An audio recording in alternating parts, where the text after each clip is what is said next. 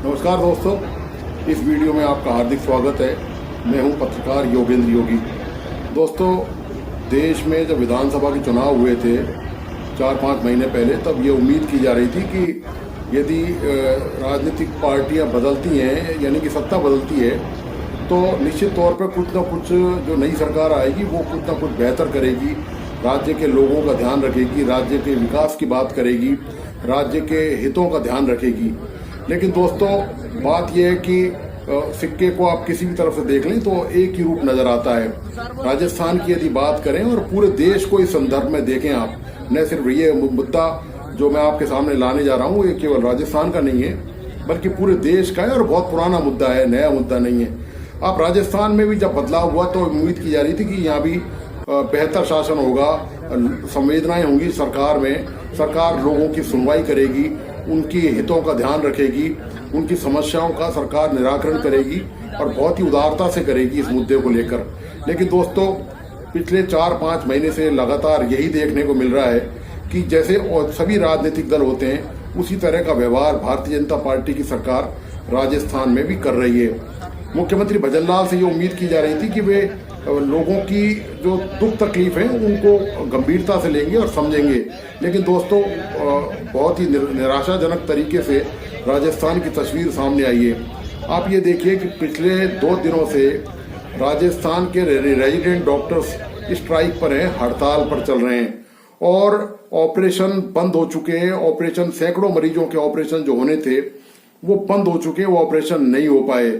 आप ये बताइए कि जो सरकारी अस्पतालों में जो मरीज भर्ती होने जाते हैं, मेडिकल कॉलेज में जो लोग अस्पतालों, मेडिकल कॉलेज से जो संबद्ध अस्पताल है उसमें कौन लोग जाते हैं? आम आदमी, गरीब आदमी, बहुत ही लोअर इनकम का आदमी, वो जो उनके फैमिली के मेंबर हैं वो लोग वहां जाते हैं। जिन लोगों के पास थोड़ा बहुत भी पैसा आ जाता है या थोड़ा बहुत भी वो साधन संपन्न है, आर्थिक तौर पर वो सुदृढ़ है, मजबूत है, तो वो सरकारी अस्पतालों के बजाय निजी अस्पतालों में जाना पसंद करते हैं। और सरकारी अस्पतालों का लोड ये है दोस्तों कि जो जितना भी पूरे प्रदेश की जनसंख्या यदि अपन देख लें तो जितनी जनसंख्या है उसका 90% सरकारी अस्पतालों में जाते हैं। लेकिन सुविधाओं के नाम पर आप देखें और जो इंफ्रास्ट्रक्चर देखें या जो चिकित्सकों की जो सुविधाएं, उनकी जो मांगे हैं, उनको आप देखें तो उसकी तुलना में सरकार ने दोस्तों बिल्कुल भी कुछ नहीं किया है। और जो भी कुछ किया भी है तो वो सिर्फ ऊंट के मुंह में जीरा है। रेजिडेंट डॉक्टर्स लगातार स्ट्राइक पर हैं और उनकी जो मांग है, आश्चर्यजनक बात यह है, उनकी नई मांग नहीं है। उन्होंने कोई ताजमहल नहीं मांगा, देश से कोई लाल किला नहीं मांगा, कोई संसद भवन नहीं मांग रहे, वो कुछ नहीं मांग रहे ऐसा। वो सिर्फ इतना सा कह रहे हैं कि हमारी जो कामकाज के दौरान, ड्यूटी आवर्स के दौरान हमारी जो सुरक्षा का इंतजाम है वो किया जाए।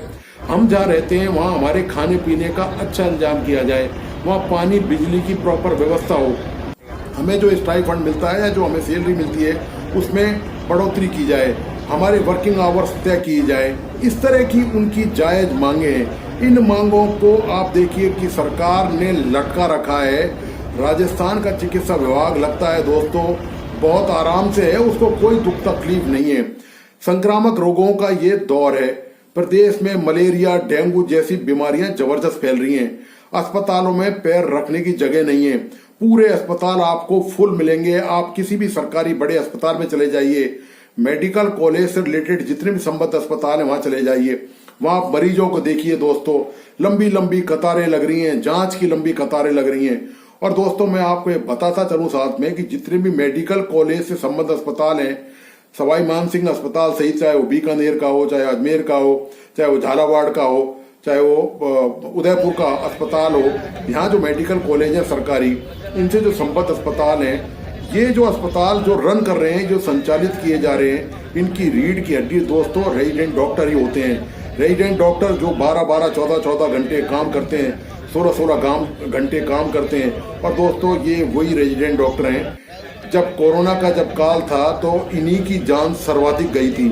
देश में यदि आप आंकड़ा निकालें, जो चिकित्सा के क्षेत्र में जो डॉक्टर्स की यदि मौत हुई, डॉक्टर्स तो बहुत सारी श्रेणी के हैं, डॉक्टर्स क्लिनिक में भी, डॉक्टर्स डिस्पेंसरी में काम करते हैं, डॉक्टर्स को लेक्चरर भी हैं, प्रोफेसर भी हैं, असिस्टेंट प्रोफेसर भी हैं, हेड ऑफ डिपार्टमेंट भी हैं, प्रिंसिपल भी हैं, मेडिकल सुपरटेंडेंट भी डॉक्टर होते हैं, वो भी सरकारी मेडिकल कॉलेजों में संबद्ध अस्पतालों में होते हैं। लेकिन जो सर्वाधिक मौत हुई, जो इन परेशानियों का जो कोरोना काल में सर्वाधिक सेवाएं जिन लोगों ने दी, वो दोस्तों ये रेजिडेंट डॉक्टर थे। तो रेजिडेंट डॉक्टरों की आश्चर्य की बात यह है कि सरकार ने इनको मजबूर कर दिया कि ये लोग सड़क पर उतरे। अब बताइए, जिस राज्य में चिकित्सक सड़क पर उतर आएंगे, उस राज्य के विकास की, उस राज्य के लोगों के भले की उम्मीद किससे की जा सकती है? उम्मीद तो यही थी कि शासन बदलेगा, सरकार बदलेगी तो लोगों की परेशानियां कम होंगी। मसला सरकार का और रेजिडेंट चिकित्सकों का है, और पिस कौन रहा है दोस्तों? आम लोग पिस रहे हैं। आम लोग से मतलब वो लोग जो साधन संपन्न लोग नहीं है, जिनके बूते सरकार सत्ता में आई है। तो सरकार दोस्तों, सरकार की हालत यह है कि सरकार बिल्कुल मोटी खाल है, जिसको कोई परवाह नहीं है, कोई चिंता नहीं है। लोग बीमारियों से बीमार हों, लोग परेशान हों, लोगों की बीमारियों से मौत हो, सरकार को इन सब मुद्दों से कोई लेना देना लगता नहीं है। जिस तरह से रेजिडेंट डॉक्टर स्ट्राइक पर हैं, 2 दिन से वो लगातार धरना प्रदर्शन पूरे प्रदेश में कर रहे हैं, और जो आपातकाल ऑपरेशन की जो सेवाएं वो दोस्तों पूरी तरह से ठप पड़ी हुई हैं। लेकिन सरकार को दोस्तों लगता यही है कि कोई चिंता फिक्र नहीं है, सिर्फ लगता यह है कि शासन में एक चेहरा बदला है, अब एक दूसरा चेहरा आ गया है। लेकिन सारे चेहरे दोस्तों, ये सब जो नकाब है, इन सब चेहरों के हट चुके हैं। लोगों की कोई चिंता परवाह नहीं है। आम आदमी कितना हैरान परेशान है। वो डॉक्टर्स जिनको ड्यूटी पर होना चाहिए, वो सड़कों पर उतर के आए। जिस राज्य का प्रबुद्ध वर्ग, जो राज्य में सबसे एसेंशियल सेवाओं में आता है, चिकित्सा सेवा व आपात सेवा में आती है, उनको सरकार ने मजबूर कर दिया सड़क पर उतरने के लिए। कोई मांग नहीं है, ये इतनी बड़ी मांग नहीं है कि मरीजों के जीवन से खिलवाड़ किया जाए। ये बहुत आसान सी मांगे हैं कि उनको सुरक्षा दी जाए। दोस्तों, होता ये है कि जब रेजिडेंट डॉक्टर 14-14, 16-16 घंटे ड्यूटी करते हैं अस्पतालों में, ये उन लोगों को जो वहाँ पेशेंट और उनके अटेंडेंट भर्ती हैं, ये बहुत अच्छी तरह जानते हैं। उस बीच में सरकारी अस्पतालों में आप जानते हैं कि साधन सुविधाएं पूरी है नहीं, स्टाफ वहाँ पूरा है नहीं, और दबाव कितना जबरदस्त है कि एक डॉक्टर्स को वहाँ पर 200, 300 मरीजों को संभालना होता है। ये हालत है डॉक्टरों अस्पतालों की। तो ऐसे में आप काम के लोड का अंदाजा लगा सकते हैं कि काम का कितना जबरदस्त दबाव, और खास तौर से लेक्चरर्स अपने ड्यूटी आवर्स में, मॉर्निंग आवर्स में ड्यूटी पूरी करके चले जाते हैं। एसोसिएट और असिस्टेंट प्रोफेसर चले जाते हैं, जो हेड ऑफ डिपार्टमेंट है प्रोफेसर, वो चले जाते हैं। बचते कौन है? बचते हैं resident doctors. Resident doctors round the clock वहां पर ड्यूटी देते हैं। तमाम वार्डों में मरीजों की सेवाएं, उनकी चिकित्साओं की सुविधाएं, उनका इलाज, उनका ट्रीटमेंट, उनकी देखभाल, वो सारी जिम्मेदारियां रेजिडेंट डॉक्टर्स के कंधों पर हैं। अब आप अस्पतालों की हालत दोस्तों, कोई भी साधारण स्वस्थ आदमी इन सरकारी अस्पतालों में, वार्डों में जाना ही, मिलना ही नहीं पसंद करता अटेंडेंट से। इतना बुरा हाल इन सरकारी अस्पतालों की सुविधाओं का है। जहां तक सुविधाओं की बात करें, तो ऐसे में भी डॉक्टर्स अपनी ड्यूटी देते हैं, और वो ये जानते हैं कि मरीजों को बचाना, उनका इलाज करना उनका सबसे बड़ा उद्देश्य है, लक्ष्य है और धर्म है, और यही उनको डिग्री के दौरान सिखाया जाता है। लेकिन सवाल इस बात का ये है कि क्या आदमी अपनी जान से कंप्रोमाइज करे? क्या आदमी अपनी सेहत से कंप्रोमाइज करे? क्या आदमी ये अपना प्रोफेशन चुने तो अपने भविष्य से कोई कंप्रोमाइज करे?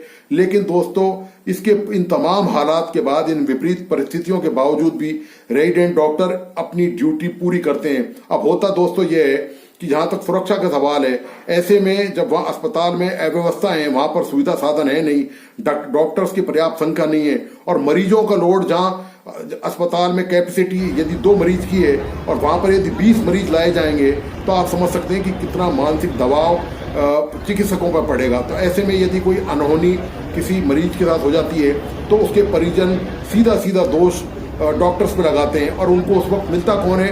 ड्यूटी पर कौन होता है round the clock? Residents duty पर हमेशा मिलेंगे उनको। वो सारा अपना ठीकरा, अपनी जो गुस्सा, अपना जो आक्रोश है मरीज के साथ, कोई भी यदि कुछ ऐसी कोई घटना हो जाती है, उसकी मौत हो जाती है, या कोई उसको शारीरिक तौर पे कोई दिक्कत होती है, तो वो उसका खामियाजा इन डॉक्टरों को भुगतना पड़ता है। सरकार ने कभी भी इस दृष्टि से कभी सोचा ही नहीं है, और सरकार सोचे भी क्यों? अब सरकार 5 साल के लिए चुनी गई है। सरकार को इस बात से कोई फर्क नहीं पड़ता कि प्रदेश का प्रबुद्ध तब्का, प्रदेश का ऐसा आपातकालीन तबका जो सर्वाधिक महत्वपूर्ण है। एक बार यदि कहीं भी कुछ दुर्घटना हो जाए, कोई वहां पर यदि लेट भी पहुंचे, पुलिस लेट पहुंचे या दूसरी एसेंशियल सर्विस लेट पहुंचे, तो कोई इतना फिर भी कुछ नहीं होगा। लेकिन चिकित्सकों की यदि सेवाएं कुछ देर के लिए भी थम जाएं या स्थगित हो जाएं, तो आप समझ सकते हो कि मरीजों की जान पर बनाती है। लेकिन दोस्तों, सरकार को कोई चिंता परवाह नहीं है। ये सरकार हर साल एमएलए के, मंत्रियों के वेतन भत्तों पर, उनकी पेंशन पर लाखों करोड़ों रुपए खर्च करने वाली सरकार है। आप ये देखिए कि कर्मचारियों के वेतन भत्ते हर साल बढ़ाए जाते हैं, लेकिन चिकित्सकों की जहां सुरक्षा की और उनके इंक्रीमेंट की और उनके कैरियर की जो छोटी मोटी मांगे हैं, उनके बारे में सरकार कितनी जबरदस्त उदासीन है और अकर्मण्य बनी हुई है। दोस्तों, होना ये चाहिए कि आवाज सरकार के कानों तक पहुंचे, इसको ज्यादा से ज्यादा प्रचार प्रसार करें कि प्रदेश में आम लोग कितने हैरान परेशान हैं, उनके परिजन जो मरीज हैं वो कितने दुखी हैं। अस्पतालों में ऑपरेशन नहीं हो पा रहे हैं, लोगों का इलाज नहीं हो पा रहा है। चिकित्सकों की जो रेजिडेंट चिकित्सकों की जो मांगे, सरकार को चाहिए कि उनकी सहानुभूतिपूर्ण तरीके से उनके विचार करे और जो भी मानने लायक मांगे हैं वो सरकार बिना देरी के तत्काल मांगे, ताकि चिकित्सक, रेजिडेंट चिकित्सक, अस्पतालों की जो व्यवस्था है वो संभाल सकें। तो दोस्तों, आपको आज का ये विश्लेषण कैसा लगा, प्लीज अपने लाइक्स और कमेंट के साथ मुझे जरूर बताइए। साथ में इस वीडियो को अपने दोस्तों और परिजनों को अवश्य शेयर करें, और जिन मित्रों ने इस चैनल को सब्सक्राइब नहीं किया है, मेरी उनसे रिक्वेस्ट है कि प्लीज इसको सब्सक्राइब करें और बेल आइकॉन का बटन जरूर दबाइए, ताकि कोई भी नया इस तरह का महत्वपूर्ण मुद्दे पर आधारित वीडियो हो वो आप तक जल्दी से जल्दी पहुंच सके और उसकी सूचना आपको मिल सके। धन्यवाद, नमस्कार।